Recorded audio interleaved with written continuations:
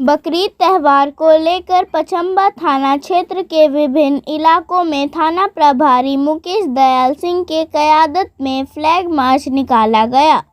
मौके पर SI Amarjeet Kumar, Gurucharan Manjhi, Shravan Kumar, ASI केसी सिंह के अलावा थाना के तमाम जवान फ्लैग मार्च में शामिल थे।